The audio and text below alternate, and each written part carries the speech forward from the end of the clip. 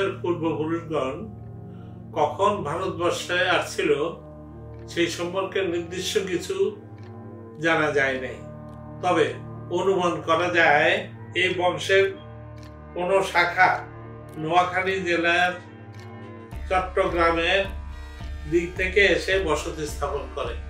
মৌলভী আবদুল্লাহ সাহেবের বংশ এবং পূর্বপুরুষগণ যারা হইতে এই বংশ আরম্ভ হয় তাদের নাম প্রথম হইল জনাব চৌধুরী ইসলাম উদ্দিন, তারপর জনাব চৌধুরী মুসলিম উদ্দিন, জনাব চৌধুরী কমর উদ্দিন, জনাব চৌধুরী রহমতুল্লাহ, জনাব চৌধুরী মৌলভী আবদুল্লাহ।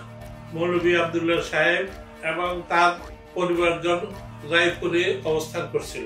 মৌলভী আবদুল্লাহ সাহেব তৎকালীন ভারতবর্ষ ও বিশিষ্ট মুসলমান চৌধুরীর পরিবারে জন্মলাভ করেন। পিতার নাম ছিল হযরত রহমতুল্লাহ চৌধুরী। বিপুল পরিমাণ ধন সম্পদের মালিক হওয়া সত্ত্বেও তিনি অত্যন্ত সাধারণ জীবন যাপন করতেন।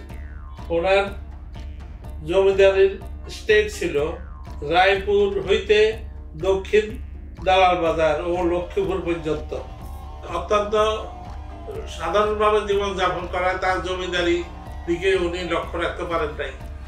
সেই জন্য তখন তিনি এই জমিদারি দেখার জন্য আমির আলী চৌধুরী নামে রহমতুল্লাহ চৌধুরী তহসিলদার একজনকে নিযুক্ত করেন। তিনি ওনার খাজনা যা আছে এই সমস্ত কালেকশন ওনাকে দিতেন। পরবর্তীতে মৌলভী আবদুল্লাহ সাহেবের অনুপস্থিতিতে সমস্ত জমিদারি উনি চিরস্থায়ী করে দেন। মৌলভী আবদুল্লাহ সাহেব যে কোনো কারণেই উনি বাপের সাথে ছোটবেলায় রাগ করে বিদেশে চলে গেছেন। অনেক বছর পরে উনি আবার যখন দেশে আসেন তখন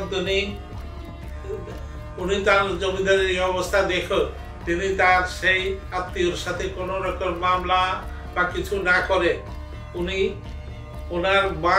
ওনার মাকে নিয়ে সমস্ত জমিদারি ছেড়ে এই রায়পুরে আসেন।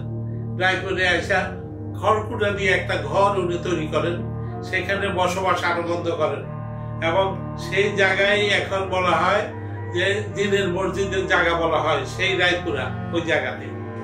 আসলে এটা কোনো জিনের মসজিদ নয়। উনি যে প্রচেষ্টায় এই মসজিদ আস্তে আস্তে উনি তৈরি করেছেন, মানুষ মনে করতো কিভাবে এটা হইতে পারে, এই প্রত্যন্ত অঞ্চলে এই মসজিদ তো হইতে পারে না।